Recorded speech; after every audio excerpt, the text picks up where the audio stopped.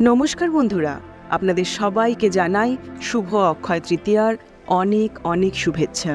অক্ষয় শব্দের অর্থ অবিনশ্বর, যা কখনো শেষ হয় না। তৃতীয়া মানে চাঁদের তৃতীয় পর্যায়। বৈশাখ মাসের শুক্লপক্ষের তৃতীয় দিনে এই উৎসব পালিত হয়। এই দিনে পরশুরামের জন্ম হয়েছিল, যিনি বিষ্ণু ভগবানের ষষ্ঠ অবতার বলে বিশ্বাস করা হয়। মা অন্নপূর্ণার জন্মও কিন্তু এই দিনেই হয়। ত্রেতা যুগের শুরুও এই দিনেই, এবং গণেশ ভগবান এই দিন থেকেই মহাভারত লেখা শুরু করেন, যা বেদব্যাস দ্বারা বর্ণিত। এই দিনে মা দুর্গা মহিষাসুরকে বধ করেন। পৃথিবীতে মা গঙ্গার অবতরণ এই দিনেই ঘটে। যুধিষ্ঠিরকে অক্ষয় পাত্র দেওয়া হয়েছিল পাণ্ডবদের বনবাসের দিনগুলিতে।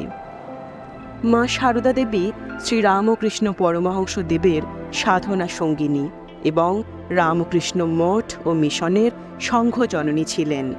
তার জীবন এবং শিক্ষা থেকে আমরা জানতে পারি যে তিনি সর্বদা ধর্মীয় উৎসবগুলির গুরুত্ব এবং আধ্যাত্মিক অনুশীলনের মাধ্যমে জীবনের উন্নতির প্রতি জোর দিয়েছেন। মা সারদা দেবী সম্পর্কে আরও জানতে চাইলে আপনি তার জীবনী এবং শিক্ষাগুলি পড়তে পারেন, যা আমাদের আধ্যাত্মিক সংস্কৃতি এবং ঐতিহ্যের গভীরতাগুলি বুঝতে সাহায্য করবে। তার জীবন এবং উপদেশ আমাদের শিখিয়েছে যে প্রতিটি উৎসব এবং পবিত্র দিন আমাদের জীবনে সার্থকতা এবং উন্নতির পথ দেখায়।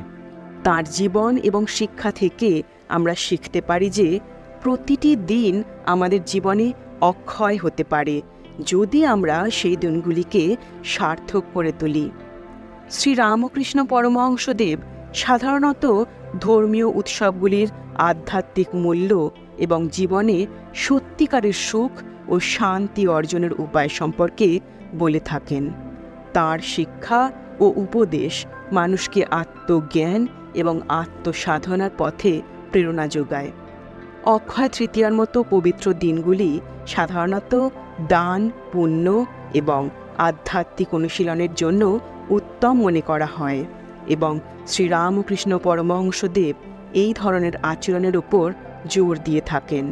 তার মতে এই ধরনের পবিত্র দিনগুলি আমাদের জীবনে আধ্যাত্মিক উন্নতি এবং সমৃদ্ধি আনতে পারে। আমাদের ঐতিহ্য ও সংস্কৃতির এই গভীর অনুভূতিগুলি আপনার হৃদয় স্পর্শ করবে এবং আপনাকে আমাদের পুরাণ ও ইতিহাসের সাথে আরও গভীরভাবে যুক্ত করবে। আসুন আমরা এই অক্ষয় তৃতীয়ায় দান করে অন্যের জীবনে আশীর্বাদ বয়ে আনি।